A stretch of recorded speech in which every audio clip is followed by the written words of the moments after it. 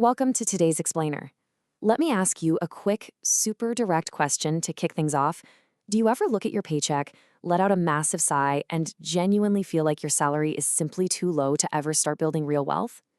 It is incredibly common to feel stuck or just completely overwhelmed by the whole idea of investing, mainly because the starting line just feels miles and miles away. But today, we are going to completely flip that script. So do you really need lakhs of rupees just to get rich? I know, the financial world is constantly pushing this idea that you absolutely have to have this massive starting capital. But we're gonna bust that foundational myth right here, right now. Wealth doesn't actually start with a massive bank balance. True prosperity, it begins with a microscopic shift in your thinking and your daily behavior. It really isn't about the money you already have, it's all about what you choose to do with the spare change sitting in your pocket. And honestly, that brings us to the core focus of today's explainer. Yes, just 5 rupees. I know, it seems almost ridiculously small, right? Like there's no way that changes anything. But today's source material shows exactly how a mere 5 rupee coin can completely alter your entire financial trajectory. We aren't going to get bogged down in complex math today. Instead, we are going to talk about psychology. By the end of this explainer, you're going to see exactly how mastering this tiny little coin literally unlocks the door to real wealth. Section 1. The Great Wealth Myth. Okay, let's dive right into this first crucial point. We need to set up the stark contrast between how the wealthy and the poor actually view the concept of money. There's this massive psychological divide. See, a poor mindset looks at a 5 rupee coin and says, what's the point? This absolute amount is way too small to change my life. But the rich mindset is entirely different. The wealthy prioritize the mechanical habit of saving over the actual amount. When you save small amounts consistently, you aren't really accumulating money yet. You are effectively training your brain. You're teaching your subconscious how to hold on to wealth rather than just letting it slip right through your fingers.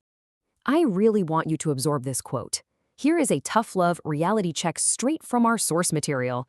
If you cannot manage a tiny 5 rupee coin today, you will definitely fail to manage 1 lakh if it suddenly appeared in your bank account tomorrow. A lot of us think, when I earn more, then I'll finally start saving. But if your pocket empties when it has a little, it is absolutely going to empty when it has a lot. Your income isn't the roadblock here. Your habits are. Moving on to Section 2, Psychology of 5 rupees. So, let's unpack why this actually happens. Think about our daily psychological contradictions when it comes to spending versus saving. We waste 5 rupees effortlessly, don't we? A piece of chewing gum, a small toffee, handing over minor bus fare without a second thought, or just a tiny daily junk food habit. When we spend it, we feel zero pain because our brain just categorizes the amount as insignificant. But the second we're asked to save that exact same 5 rupees, our brain actively resists. It literally tells us, this is too small to matter. It is a massive cognitive dissonance that keeps us totally trapped. So look, we have to stop making excuses. If you're sitting there saying, well, I'm just a student, or I'm a low earner, I literally don't have extra money to save. The source material challenges you directly on that. You do not need a brand new income stream to find this money. You simply need to sacrifice 1 minor bad habit today. Just cut out 1 tiny daily junk food expense. Stand in front of the mirror and tell yourself that 1 useless expense ends today. That small sacrifice isn't going to make you poor, but I promise you it will ignite the fire of financial discipline. Section 3, Visualizing your savings. Let's move over to the practical side and see how this builds into an actionable daily routine. We know the psychology. Now let's talk execution. Executing this is beautifully simple, and it relies on 3 steps. Step 1 is kind of surprising, actually. Ditch the digital apps and bank transfers for this specific habit. Step 2, get yourself a transparent glass jar or even an old mud glock. Step 3, physically drop a 5 rupee coin into it every single day. Why make it so physical? Because especially in the beginning, your brain desperately craves visual motivation. When you use your own hands to drop that coin and physically watch that transparent jar slowly fill up day by day, it generates this incredible surge of energy and confidence that a digital number on a screen simply cannot replicate. But let me pose a pretty provocative question here. Does a full glass jar actually make you rich? Well, the answer is a resounding no. If you just leave that money sitting in the jar forever, inflation is going to actively eat away at its purchasing power, effectively destroying its value. The jar isn't the finish line. It's just the starting line. Which brings us to Section 4, the magic of compounding. So, the absolutely crucial point here is that the jar is just a training wheel for the ultimate destination, which is long-term investing, the true wealth-building engine. Once your daily habit is ironclad, you must introduce your savings to the ultimate superpower, compounding. Often accessed through SIPs or systematic investment plans, compounding is the mechanism where your small, consistent savings are invested into funds to generate exponential growth over decades. Basically, your interest earns interest, and that turns those small drops of disciplined savings into an absolute ocean of wealth. Let's actually look at how this math plays out over a timeline. Day 1, it's just 5 rupees. After a month, okay, it's 150. In a year, that is 1,800 rupees. Now, you might look at 1,800 and think, okay, that's still way too small. But remember, the goal was building the iron-like habit, because a year from now, that unbreakable habit is going to allow you to easily scale up to saving 1,000 or even 2,000 rupees a month. And when you channel those reinforced savings into index funds for 15 to 20 years without touching it, it escalates into a massive corpus. The 5 rupees itself didn't make you rich. The compounding of that reinforced habit did. Section 5. Building a mechanical habit.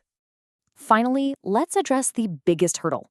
Why do people so often fail after just 30 days? And how can you actually make this financial system permanent? Well, it comes down to emotional saving versus mechanical saving. Emotional saving relies on how motivated you feel on any given day. But let's be real, motivation is totally fleeting. Without a system, motivation always loses. Mechanical saving, however, is how you actually win. You set a fixed daily time, maybe right when you wake up or right before you go to bed. Absolute rules, zero excuses. You don't pause to think about your mood, you just take the coin, put it in the jar, and move on with your day. When you perform this mechanical habit flawlessly for 30 consecutive days, something absolutely incredible happens in your brain. You undergo a financial identity shift. You fundamentally stop being a spender whose money vanishes the exact second it arrives. Instead, you become a consistent saver.